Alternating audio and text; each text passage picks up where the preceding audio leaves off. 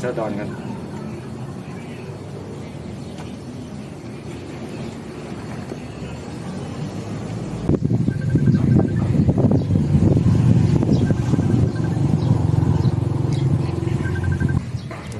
นี่นะฮัลโหลอยู่ไซเซลอยู่สวนน่ะอ๋อไปเฮ็ดยังมาเลี้ยงงัวอ๋อเดี๋ยวนี้กำลังจิ้มเมื่อนำท่าเด้อเอามาให้ทั้งอ๋อไปประชุมลมอยากหน่อยหนึ่งอ๋อโอเคโอเค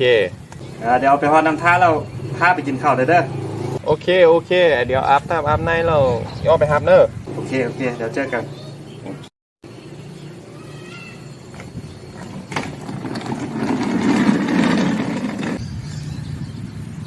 โอ้ยครับประกุงไหม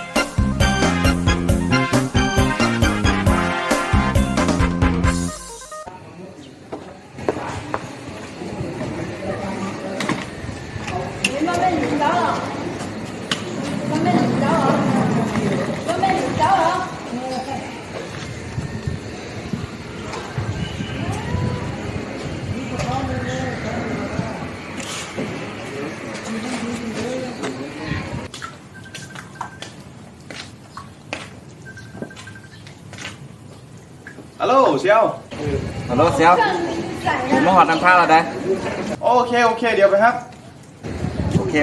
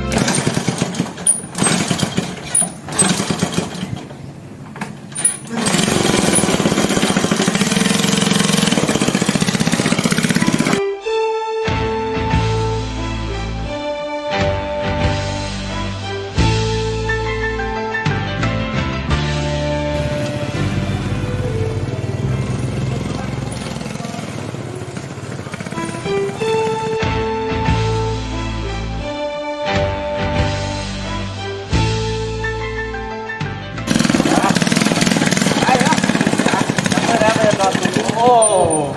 ไปทางไหนน่ะจะไปอะไรเนี่ยนี่เป็นกระบะเดี๋ยวกระบะเดี๋ยวกระบะกระบะ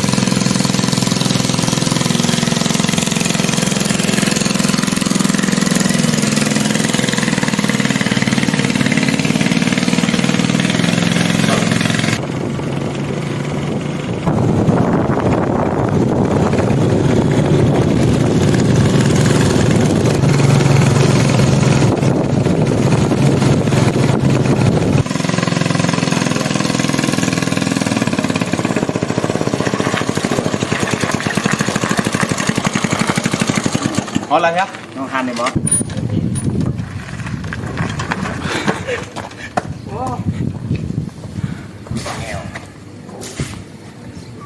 สบายดีมีเฟื่อยอย่างไรเนาะ กินเฟื่อยยังนอกมีเฟื่อยห้ามงัวแล้วก็มีเฟื่อยอันคุยแล้วก็กาบานาเอ็นแก้วเฟื่อยคันลายเฟื่อยหมูเจ้า เอาเฟอร์หำหัว2เด้อ เลย อยู่เข้าแล้วดิเนาะทำเรื่องมากเอาคนไหนเชียว โอเคโอเคนั่งก่อนสบายนั่งเอาไว้ เอาเลยจ้ะไม่ต้องปรุงอย่างไร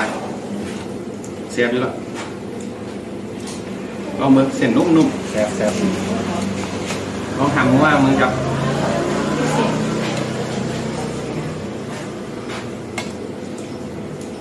เป็นไงใช่ไหม จะต่อแซ่บขนาดได้มาตลอดเลย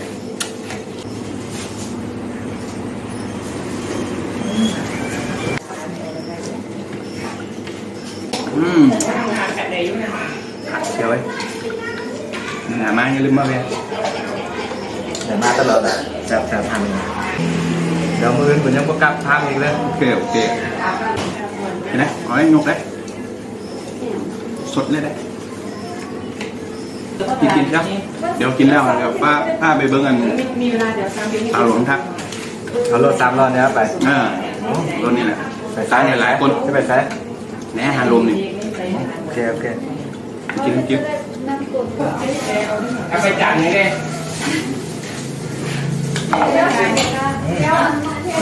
สมมติว่าแซ่บอาหารเนี่ย ห่างจำเจ้า กูเป็นคนตั้งใจเนี่ยเฮ็ดอะไรที่มาอาหารนี่ได้ โบยากเจ้า สบายดีลูกค้าที่อยู่ใกล้อยู่ไกลห้านเฟื่อหำงัวสกใสยินดีให้บริการทุกท่านห้านอาหารของพวกเขามีอาหารหลากหลายบ่ว่าจะเป็นข้าวปุ้นหัวโลงเฝอปิ้งแกงลาบตำยำและอาหารตามสั่งต่างๆเพื่อให้บริการทาน นอกนี้ห้านของพวกเขายังหับจัดงานทั้งในและนอกสถานที่สำหรับลูกค้าทานใดสั่งอาหารครบ100,000 กีบขึ้นเนื้อหับส่วนลด 10% ของมูลค่าอาหารหมดเขต30 มิถุนายน 2022 นี้เท่านั้นห้านของพวกเขาเปิดทุกมื้อนับแต่ 8 โมงเช้าจนฮอด 12 โมงกลางคืนสถานที่ห้านตั้งอยู่บ้านอุดมศิลป์เมืองและแข่งหลวงน้ำท้าอยู่ใกล้กับตลาดกลางคืนแขวงห่างจากสี่แยกไฟแดงประมาณ100 เมตรเบอร์โทรติดต่อ020 5455 2889และ020 2299 6979ห้านเฟอร์หำงัวโศกใสยินดีต้อนรับทุกท่านอย่าลืมพากันเข้ามาอุดหนุนหลายๆเด้อ เป็นไรเชียวคูโรตีวิธีมาห้านี่พิเศษลูกค้าท่านใดที่นำมาจากเพจรอลินกินของพวกเขาเพียงแต่มาบอกพนักงานว่ามาจากเพจรอลินกินสั่งอาหารครบ100,000 กีบจะมีส่วนลด 10% ของมูลค่าอาหารหมดเขตวันที่30 เดือน 6 ปี 2022 นี้เท่านั้นอย่าลืมพากันมาหลายๆคนเด้อ